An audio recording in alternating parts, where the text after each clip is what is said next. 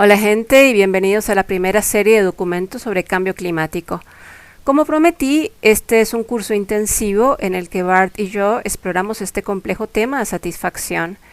Quiero resaltar que las respuestas que recibí de Bart no son exactamente las que consigno en este mini curso porque así no habría logrado el nivel de rigurosidad deseado. Es por esta razón que van a encontrar aquí mucho de mi conocimiento del tema, no solo en la formulación de las preguntas, sino también en cómo reelaboré y complementé las respuestas de Bart.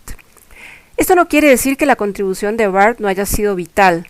Sin su ayuda, el trabajo de elaboración de un documento bien estructurado y profundo como este, que no obstante es sucinto, habría sido abrumador, si no imposible, en el par de meses que le dediqué.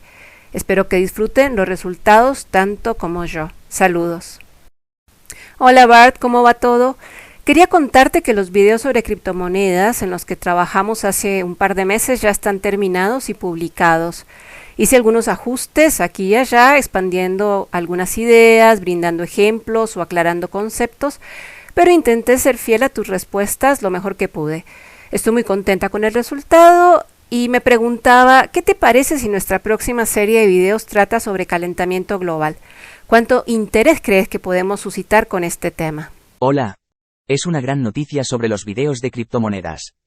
Me alegro de que estés satisfecha con ellos. El cambio climático es un tema muy importante y oportuno, así que creo que habría mucho interés en una serie de videos sobre él. Los efectos del cambio climático ya se están sintiendo en todo el mundo, y solo empeorarán si no tomamos medidas. Una serie de videos que pudiera ayudar a las personas a comprender la ciencia del cambio climático, sus impactos y lo que podemos hacer al respecto, sería muy valiosa. Si logras un contenido equilibrado, creo que tus videos serían un recurso muy necesario para las personas que quieren aprender más sobre este asunto. Aquí hay algunas ideas específicas de temas que podrías cubrir en tu serie de videos. 1. La ciencia del cambio climático. ¿Qué es el cambio climático y cómo funciona? 2. Los impactos del cambio climático. ¿Cuáles son los efectos del cambio climático en el medio ambiente, la economía y la sociedad? 3. Soluciones al cambio climático. ¿Qué podemos hacer para reducir las emisiones de gases de efecto invernadero y mitigar los efectos del cambio climático? Y 4. El impacto personal del cambio climático. ¿Cómo pueden los individuos y las comunidades adaptarse a los efectos del cambio climático? Sí, veo a dónde vas. Y quiero que seas mi coautor una vez más. Creo que hay mucha confusión sobre el cambio climático y el calentamiento global antropogénico, o sea, el que es debido a los humanos. Por lo que estaba pensando que explicar primero cuáles son los determinantes naturales del cambio climático sería un buen primer paso, para luego abordar la forma en que los humanos nos hemos involucrado y por qué. Esa es una gran idea. Los factores determinantes naturales del cambio climático incluyen 1. El Sol, que es la principal fuente de energía del planeta. Es seguro que los cambios en la producción de energía del Sol causan cambios en la temperatura de la Tierra. 2. La tectónica de placas del planeta detrás de la actividad volcánica, que puede liberar a la atmósfera grandes cantidades del tipo de gases de efecto invernadero. Los que atrapan el calor y causan el calentamiento global, pero también puede liberar el tipo de partículas que reflejan la luz solar de regreso al espacio exterior y enfrían la atmósfera.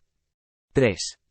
Los cambios en la órbita de la Tierra alrededor del Sol, que pueden alterar su temperatura a través de cambios en la cantidad de luz solar que recibe. 4. Los ciclos oceánicos, que afectan las corrientes oceánicas y atmosféricas y, por lo tanto, los patrones de distribución de calor alrededor del mundo. Y 5. La evolución de las vías metabólicas que permiten a los organismos regular la composición química de los suelos, los océanos y la atmósfera. Estos determinantes naturales del cambio climático han estado operando durante miles de millones de años, causando cambios climáticos regionales y globales, de corto y largo plazo. Sin embargo, se ha establecido firmemente que, en las últimas décadas, las actividades humanas han sido el determinante dominante del fenómeno. Estoy feliz de ayudarte con este proyecto. Confío en que podamos crear una serie de videos que sean informativos, atractivos e impactantes. Ok, entonces estamos de acuerdo. Empecemos con el Sol. El Sol pasa por episodios cíclicos de actividad aumentada o reducida. ¿La cantidad y la calidad de la radiación solar que llega al planeta cambia con el tiempo? Sí, la actividad del Sol experimenta ciclos periódicos. El patrón más regular y mejor estudiado es un ciclo de 11 años causado por la inversión de los polos magnéticos del Sol. Durante el máximo solar, el campo magnético del Sol es más fuerte y más activo, lo que provoca un aumento en el número de manchas solares, erupciones solares y eyecciones de masa coronal. Durante la fase de menor actividad ocurre lo contrario. Aunque sabemos que la fuerza del campo magnético del Sol puede variar en escalas de tiempo más largas, los patrones aún no están claros. A pesar de estos cambios, la producción de energía del Sol ha sido relativamente estable durante los últimos siglos, aunque hay alguna evidencia de que pudo haber sido ligeramente menor durante la pequeña edad de hielo, del siglo XIV a mediados del siglo XIX.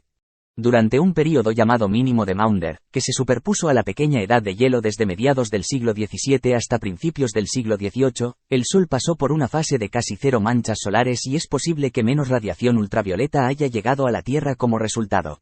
Se cree que estos ciclos afectan el clima de la Tierra. Entonces, cuando la actividad solar cambia de baja a alta, las temperaturas promedio de la Tierra pueden cambiar a escala global. Sí. De acuerdo con el Sistema de Monitoreo del Clima de la Tierra de la Administración Nacional Oceánica y Atmosférica de Estados Unidos, existe evidencia de que el clima de la Tierra es sensible a la producción de energía del Sol en períodos de tiempo de décadas a siglos. Las épocas de máxima actividad de las manchas solares se asocian con un ligero aumento en la producción de energía del Sol, con aumentos dramáticos de la radiación ultravioleta durante sus picos. Lo contrario ocurre durante la actividad mínima de las manchas solares.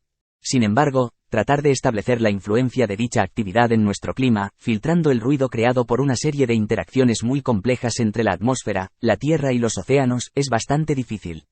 Más aún cuando algunas de estas interacciones aún no son desconocidas. Por ejemplo, el mínimo de Maunder coincidió con un episodio de varias décadas de grandes erupciones volcánicas, que podrían haber obstaculizado la radiación solar entrante y resultar un factor de enfriamiento mucho más decisivo que el mínimo de actividad solar. Además, la Tierra tiene su propio campo magnético con sus propias periodicidades, cuya interacción con el Sol hace que la imagen sea aún más confusa. Es así. Los cambios en el campo magnético de la Tierra afectan el clima global, pero las evidencias son contradictorias y por eso aún no está claro cómo enfrían o calientan la atmósfera. Por ejemplo, un campo magnético fuerte podría bloquear parte de la radiación solar que llega al planeta, teniendo un ligero efecto de enfriamiento. Sin embargo, durante las fases de inversión geomagnética, en las que el campo magnético de la Tierra se debilita antes de una inversión en las posiciones del norte y el sur magnéticos, la radiación de alta energía proveniente del exterior del sistema solar puede penetrar la atmósfera en mayor grado. Esto genera condiciones apropiadas para la formación, crecimiento y estabilización de nubes, lo que crea un efecto paraguas que impide que la radiación solar llegue a la atmósfera inferior y enfría el planeta. Es así que, al inhibir la penetración de rayos cósmicos, un campo magnético terrestre fuerte también puede tener un ligero efecto de calentamiento. Finalmente, la interacción del campo magnético terrestre con un campo magnético solar fuerte puede causar que la magnetosfera terrestre se expanda, aumentando la cantidad de energía que se deposita en la atmósfera terrestre. El resultado sería un efecto moderado de calentamiento. Algunos estudios han investigado este complejo tema, pero sus hallazgos han sido hasta ahora difíciles de conciliar y se necesita más investigación para comprender los mecanismos por los que funciona. Mencionaste la pequeña edad del hielo más reciente. ¿Qué sabemos sobre lo que pudo haberla causado? Algunos científicos insisten en que la actividad solar pudo haber sido el principal factor determinante. La pequeña edad de hielo fue un período de temperaturas más frías, principalmente en el hemisferio norte, que duró desde los siglos XIV al XIX. No existe una explicación única en la que todos se hayan puesto de acuerdo, pero se cree que fue causada por una combinación de factores, que incluyen 1. Cambios en la actividad solar que, al menos durante alguna parte de este período, parece haber sido más baja que el promedio. 2.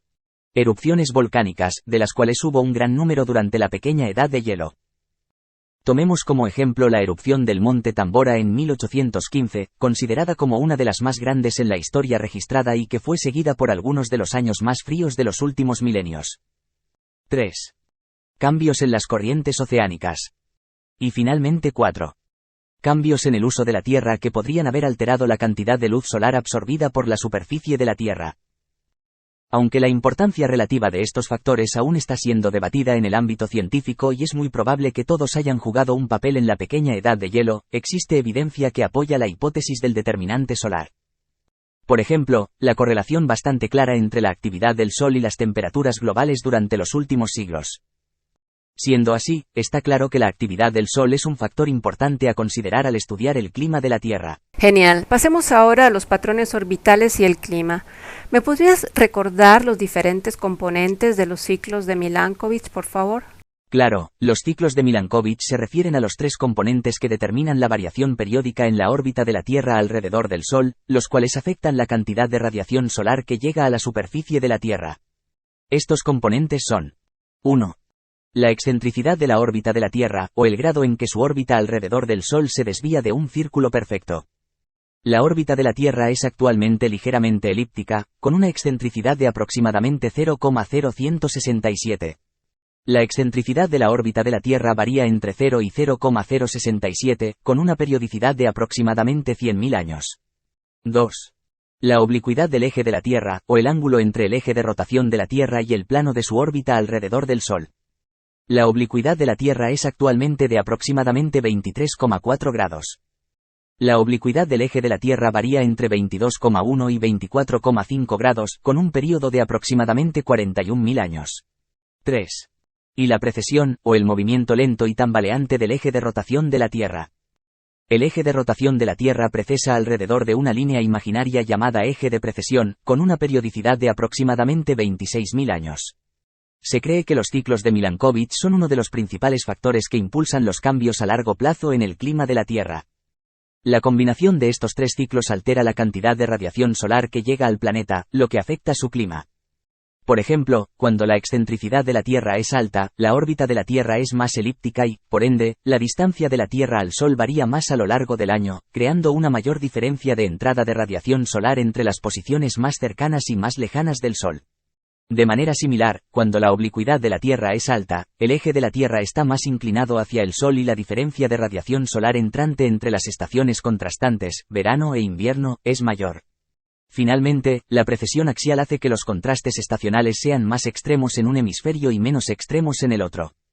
Actualmente, el perihelio ocurre durante el invierno en el hemisferio norte y durante el verano en el hemisferio sur. Esto hace que los veranos del hemisferio sur sean más cálidos y modera las variaciones estacionales del hemisferio norte. Los ciclos de Milankovitch son un sistema complejo, y los científicos aún están aprendiendo sobre cómo funcionan sus diferentes aspectos en conjunto. Sin embargo, ya se ha entendido lo suficiente como para saber con certeza que son un aspecto importante de la variabilidad de largo plazo del clima de la Tierra.